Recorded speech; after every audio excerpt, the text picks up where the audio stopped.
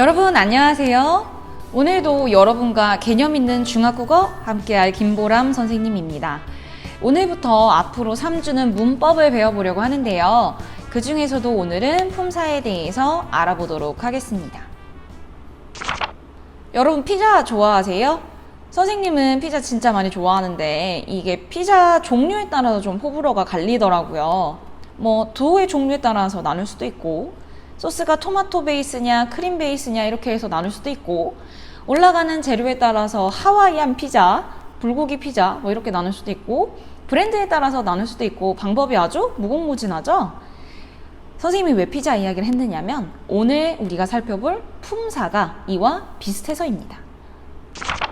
품사는요, 단어를 공통된 성질을 가진 것끼리 일정한 기준에 따라서 갈래를 나눈 것이라는 의미를 가지고 있습니다. 우리말 품사에는 9가지가 있는데 무엇을 기준으로 하느냐에 따라서 이름이 달라져요. 하나씩 선생님과 함께 살펴보도록 하겠습니다. 단어를 분류하는 기준 첫 번째, 형태에 따라서 나눠볼게요. 나무와 먹다 이 두 단어는 형태에 있어서 차이가 있습니다. 나무가 푸르다, 나무를 베다, 나무로 만들다와 같이 어떤 문장을 만들었을 때 그 문장 속에서 나무는 모양이 변화하지 않아요. 이렇게 형태 변화가 없는 이런 단어를 우리는 불변어라고 부릅니다.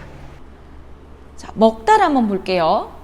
밥을 먹다, 밥을 먹었다, 밥을 먹고, 밥을 먹어서와 같이 먹다는 문장 안에서 모양이 변화하죠. 이렇게 형태의 변화를 겪는 단어를 가능하다 할 때 가를 써서 가변어라고 합니다. 단어를 분류하는 기준 두 번째, 기능에 따라 나눠볼게요. 기능에 따라 단어는 5종류로 나누어집니다. 근데 그 5종류가 이름이 비슷해요. 우리가 형제 자매끼리 이름에 돌림자를 쓰면서 이름이 비슷비슷한 것처럼 기능에 따라서 단어를 분류하면 땡땡언, 어쩌고저쩌고 언으로 끝납니다. 그럼 이제 하나씩 살펴보도록 하겠습니다. 화면에 선생님이 문장 2개를 적어 놓았어요. 무엇 무엇이 무엇 무엇을 어찌하다, 무엇 무엇이 무엇 무엇이다. 이런 문장에서 빈칸에 여러분이 넣고 싶은 단어를 한번 넣어서 읽어보세요. 선생님이 책을 읽으신다, 인천이가 반장이다, 이렇게 문장을 만들고 싶은데 이렇게 빈칸에 들어가는 말들은요, 문장에서 누가, 무엇에 해당하는 주어 구실을 하거나 아니면 무엇을에 해당하는 목적어 자리에 와서 목적어 구실을 하거나 무엇이다에서 무엇의 자리에 오는 이런 구실을 할 수 있는 단어들이에요. 그래서 이런 단어들을 뭐라고 부르냐면 이 빈칸에 들어갈 수 있는 말들을 모두 우리가 체언이라는 이름으로 부릅니다. 이번에도 화면에 선생님이 적어둔 문장 한번 읽어보시고요. 빈칸에 단어를 넣어보세요. 자, 지금 빈칸에 넣은 단어들은요, 모두 다 뒤에 오는 말을 꾸며주는 기능을 합니다. 이렇게 뒤에 오는 말에 꾸며주는 기능을 하는 이런 단어들을 뭐라고 부르냐면요, 수식언이라고 부릅니다. 수식언. 새로운 문장입니다. 빈칸에 한번 말을 넣어볼까요? 학교가 멀다, 밥을 먹다, 집으로 갔다, 좋은 선생님이다. 자, 이런 식으로 아마 여러분도 넣었을 거예요. 이번에 우리가 빈칸에 넣은 말은 특징이 있어요. 아까 봤던 빈칸은 다른 말과 띄어쓰기 되어 있었는데 이번엔 붙여쓰기가 되어 있죠. 그리고 이 말은 그 자체로 의미를 지닌다기보다는 문장 내에서 단어들이 어떠한 관계를 지니고 있는지를 나타내주는 말이에요. 관계언이라고 합니다. 자, 이번에는요, 누가 아니면 무엇이 어떠하다, 어찌하다, 무엇이다. 보통은 문장을 끝맺음할 때 많이 오는 이런 말들인데요. 주어가 어떤 상태이고 어떤 행동을 하고 있는지를 서술한다 라고 해서 용언이라고 부릅니다. 자, 빈칸에 여러분들이 생각나는 단어를 한번 넣어보세요. 이렇게 빈칸에 들어갈 수 있는 말들은요, 사실 뒤에 오는 문장과는 크게 관련이 없습니다. 그 관련성이 없다라는 걸 보여주는 게 바로 이 쉼표예요. 이 반점인데요. 그래서 이 앞에 빈칸에 올 수 있는 말은 뒤에 있는 말들과 독립되어 있다, 독립된 존재다 라고 해서 독립언이라고 부릅니다. 이번에 나눌 기준은 의미입니다. 단어가 가진 의미에 따라서 나누는 건데요. 아까 기능에 따라서 나눴던 것을 의미로 더 작게 쪼개어 본다라고 생각해 주시면 좋을 것 같아요. 기능에 따라 나눌 때처럼 이름의 특징이 있어요. 의미에 따라 나누는 것들은요, 모두 어쩌고저쩌고 사로 이름이 끝날 거예요. 자, 우리 같이 예시를 살펴보겠습니다. 사과, 인천, 김보람, 선생님 이름이죠? 자, 이렇게 어떤 사물이나 사람의 이름을 의미하는 단어를요, 우리는 명사라고 불러요. 한자에서 이름을 뜻하는 명을 써서 명사라고 부릅니다. 근데 우리가 매번 이 사물이나 사람의 이름을 부르는 건 아니죠. 이걸 대신해서 나, 우리, 이것, 무엇, 여기, 저기 이런 식으로 부르기도 해요. 그걸 이름을 대신하는 명사라고 해서 대명사라고 부릅니다. 하나, 삼, 첫째와 같이 어떤 물건의 수량을 세거나 순서를 셀 때 쓰이는 말은 숫자할 때의 수를 써서 수사라고 합니다. 명사, 대명사, 수사에 대해서 알아보았어요.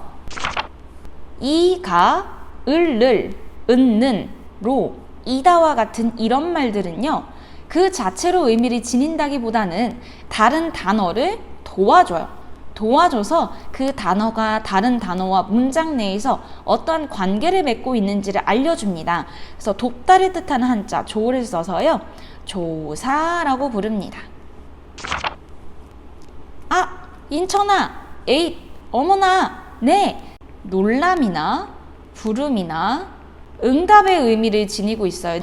이런 의미를 지닌 단어들은요, 모두 감탄사라고 부릅니다. 선생님, 감탄사니까 정말 놀람을 뜻하는 이런 단어들만 감탄사 아닌가요? 라고 하시는데요. 부름이나 응답을 나타내는 말도 감탄사에 해당되니까 꼭 기억해 두세요.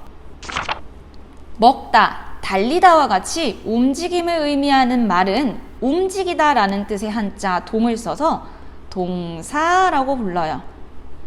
예쁘다, 느리다와 같이 모양이나 상태를 의미하는 말은 이것도 한자인데요, 형용사라고 불러요. 동사와 형용사. 여러분들 중에서 동사와 형용사 이거 구분하기 좀 힘들다 이런 친구들이 있을 것 같은데요. 뭐뭐 하는 중이다, 뭐뭐 하자 이런 표현을 붙였을 때 이게 가능하면 동사, 이게 안 되면 형용사 이렇게 구분할 수가 있거든요. 여러분들이 이런 표현들을 적용해서 구분 지어보시면 동사와 형용사를 나누는데 좀 편리할 것 같습니다. 지금 화면에 보이는 새, 헌, 빨리, 매우는 모두 뒤에 오는 말을 꾸며주는 단어예요. 기능에 따라 분류했을 때 우리가 수식어이라고 배웠었죠. 근데 이 수식어에 속하는 이런 단어들을 각각의 단어가 갖는 의미에 따라서 또 자세하게 나누어 볼 거예요. 뒤에 오는 말이 무엇이냐에 따라서 이름이 달라지는데요. 새, 헌과 같이 뒤에 오는 말이 체언일 때는요, 우리가 관형사라고 부릅니다. 이와 달리 빨리나 매우는 빨리 달린다, 매우 졸리다처럼 뒤에 오는 말이 용언이에요. 그러니까 동사나 형용사 이런 애들이 오는 거예요. 이런 말은 부사라고 부릅니다. 자, 이 영상을 보고 있는 친구들 중에 중학교 3학년 친구들도 있을 거예요. 이 친구들은 품사에 대해서도 이미 배웠고 문장 성분에 대해서도 배웠죠. 공부하다 보니까 품사에서 관형사 배운 것 같아요. 근데 문장 성분에서 관형어라는 애도 등장해요. 관형사는 뭐고 관형어는 뭐지? 이런 궁금증 생기죠. 네, 관형사는요, 품사를 기준으로 했을 때 부르는 이름이에요. 그 단어의 품사가 무엇이냐?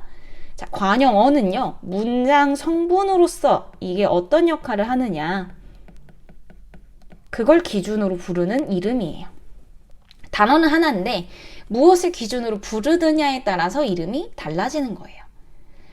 관형사가 문장에서 관형어로 쓰일 수도 있고, 관형사는 아닌데 다른 품사인 말이 문장에서 관형어의 구실을 할 수도 있어요. 새 책이라고 하면 새는 뒤에 오는 책을 꾸며주고 있습니다. 그래서 새는 품사로 우리가 따져봤을 때 관형사에 해당되는 말이죠. 새 책이라는 말이 어떤 문장의 일부분이라고 해볼게요. 자, 문장 내에서 책이라고 하는 성분을 꾸며주니까 이것도 문장 성분으로 봤을 때 관형어라고 할 수 있겠구나. 관형사이면서 관형어의 구실을 하는 거죠. 자, 그런데 예쁜 책이라고 하면 예쁜 이 책을 꾸며주고는 있어요. 그런데 이 예쁜은요, 품사를 따져보니까 예쁜 이 단어의 원래 모습은 예쁘다죠? 이 예쁘다를 기준으로 품사를 따져주어야 돼요. 네, 형용사입니다. 품사로는 형용사인데 문장 내에서 책을 꾸며주고 있으니까 문장 성분으로 따지면 무슨 구실을 하는 거예요? 그렇죠. 관형어의 구실을 하는 거예요. 자, 그래서 방금 살펴본 새와 예쁜의 예처럼 관형어라고 해서 무조건 관형사인 것은 아니고, 형용사가 관형어의 구실을 할 수도 있고요. 아니면 용언이 관형어의 구실을 할 수도 있어요. 그래서 관형사와 관형어는 다른 개념이구나 하는 것을 여러분이 기억했으면 좋겠습니다. 오늘은 이렇게 품사에 대해서 공부를 해봤어요. 단어를 형태, 기능, 의미에 따라 나누어 보았는데요. 여러분들도 다양한 단어를 떠올려 보면서 그 단어가 어디에 속하는지 분류해보면 더 개념이 확실하게 정리될 것 같아요. 오늘은 여기까지 하도록 하고요. 다음 시간에는 의문에 대해서 공부해 보도록 해요. 안녕!